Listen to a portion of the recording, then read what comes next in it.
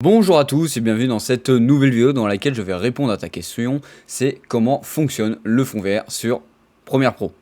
Alors pour que le fond vert fonctionne sur Premiere Pro, c'est pas compliqué, il faut que tu tournes déjà ta vidéo sur un fond vert.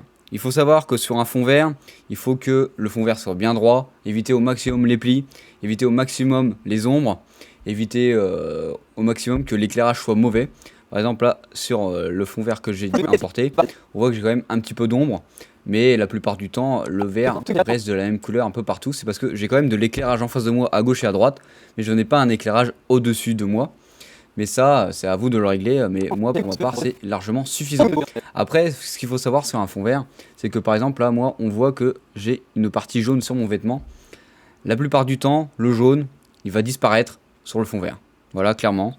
Il y a plein de couleurs comme ça où ça va disparaître. Par exemple, le bleu, c'est vraiment bien le contraire du vert, etc. etc. Donc, il faut bien choisir comment on s'habille devant le fond vert parce que des fois, vous pouvez complètement disparaître.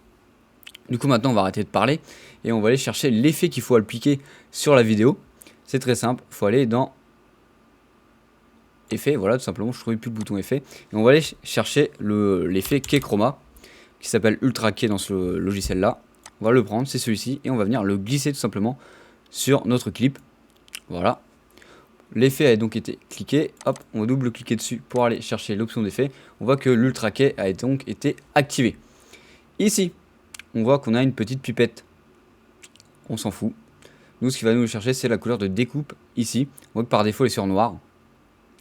On va la prendre et on va aller cliquer à l'endroit où le vert est le plus vert. Voilà, tout simplement. Là, on voit que ça a commencé à bien détourer, mais que là, c'est un peu calamiteux. Alors après, ça c'est à vous de gérer le fond vert par défaut, en mode détendu, en mode dynamique, ou en mode personnalisé, etc. etc., etc. Ici vous avez la couche alpha, si vous voulez inverser la couche, et ici pour inverser les couleurs. Alors, vous allez me dire c'est vraiment dégueulasse, c'est pas grave, vous inquiétez pas.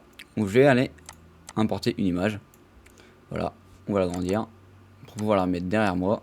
Voilà, on aura un gros Marshall devant nous, on met le clip juste au-dessus, voilà.